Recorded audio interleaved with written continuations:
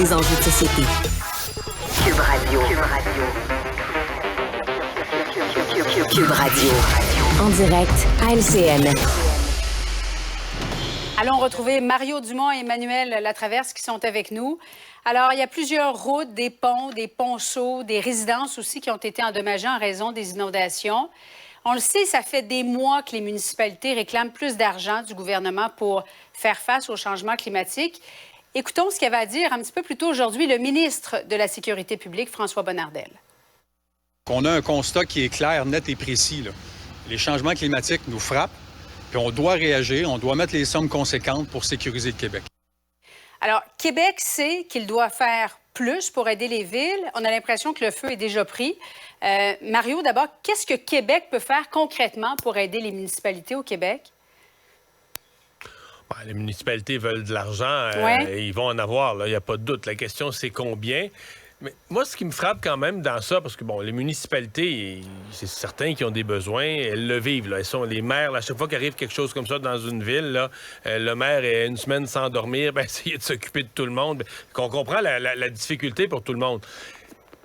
Je trouve quand même, moi, qu'on n'a pas... on semble pas avoir, ni à Québec, ni dans les municipalités, un portrait si précis là, de... Tu sais, qu'est-ce qui est prioritaire? Aujourd'hui, j'entends des maires de municipalités qui disent quand arrivent les inondations, on a des vieux barrages qui sont limites de plus tenir l'eau. Si ces barrages-là cédaient ou t'es plus capable de tenir l'eau, les inondations, ce serait encore pire.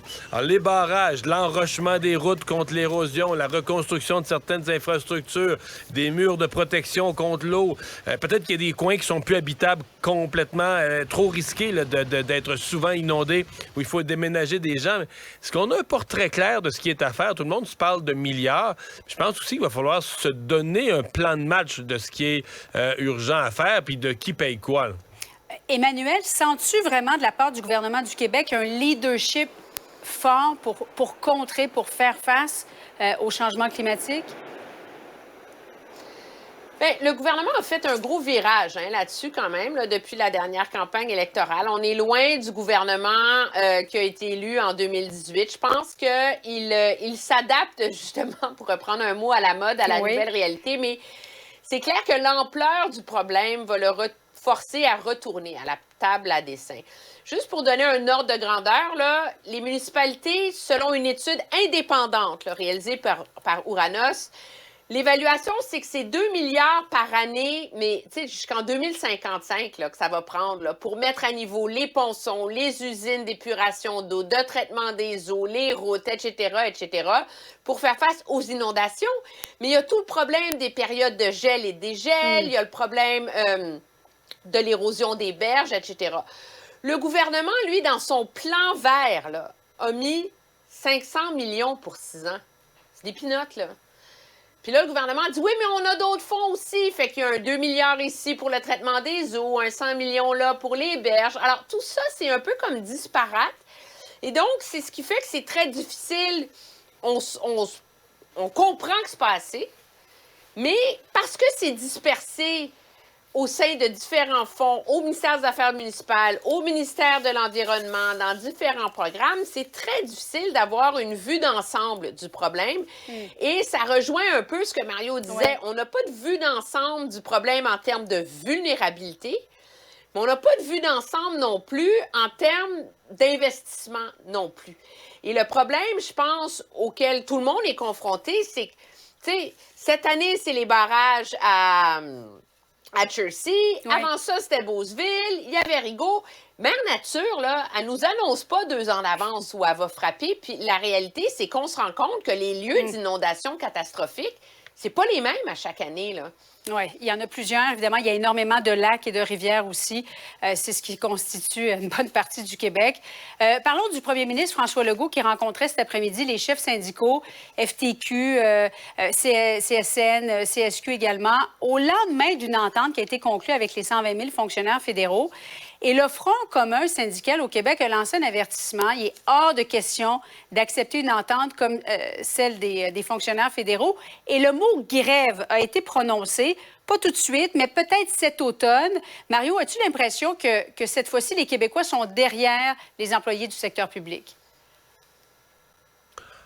Ben, en tout cas, je pense que quand les gens entendent que, par exemple, l'entente qui vient d'être signée à Ottawa, que c'est quand même plus de 3 d'augmentation par année sur 4 ans, que ça, là, ce serait totalement inacceptable à Québec.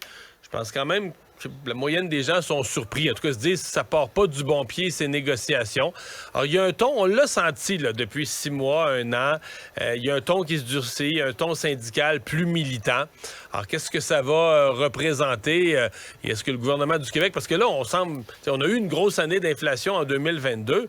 On peut pas donner des pourcentages d'augmentation qui sont basés sur une année exceptionnelle non plus. Là. On doit revenir vers une normalité. Donc, moi, depuis le début, je suis pessimiste pour cette négociation-là. J'ai l'impression qu'on va avoir de la grève. Mon impression ne change pas. Ah oui. Emmanuel, de ton côté? Oui, bien moi, en tout cas, je partage l'impression de Mario que les syndicats sont prêts à aller jusqu'au bout. Peu importe la façon dont on fait les calculs, là, la réalité, c'est que même sur les années de comparaison exacte là, entre les deux conventions collectives Québec et Ottawa, Ottawa a donné beaucoup plus que ce que Québec met sur la table en ce moment. Alors déjà, ça pose problème. Puis même à Ottawa, on a offert du rattrapage salarial, là. Alors, ajoute ça à la réalité que les fonctionnaires au Québec sont moins payés. Il va y avoir aussi de la pression qui va venir du côté de l'Ontario, alors qu'on est très soucieux de l'Ontario de régler avec les enseignants avant le 1er septembre. Tout ça fait que ça sera pas... Les syndicats vont avoir l'impression d'avoir le gros bout du bâton, puis on utilise souvent la phrase « Est-ce qu'ils ont l'appui du public? Est-ce que les gens sont mobilisés? » Regarde ce qui s'est passé à Ottawa, là. 35 seulement des fonctionnaires se sont donné la peine de voter. Ils ont peut-être voté à 85 pour la grève, mais c'est pas une grosse mobilisation, puis ça les a pas empêchés d'aller en grève générale, puis ça n'a pas empêché le gouvernement de trouver une façon de régler avant d'en arriver à une loi spéciale. Oui, quand même 12 ou 13 jours de grève. Mario Dumont, Emmanuel Latraverse, merci beaucoup. Au revoir. Et voilà, c'est